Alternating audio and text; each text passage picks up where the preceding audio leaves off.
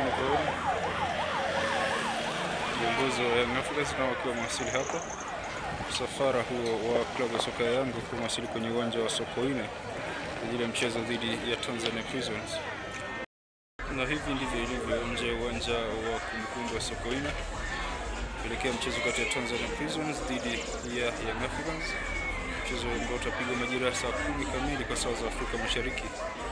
Kama unavyoona mashabiki ni wengi kweli ambao wamejitokeza kwa ajili ya kwenda kutazama mchezo huu, na hapa ni nje ya uwanja wa kumbukumbu wa Sokoine jijini Mbeya.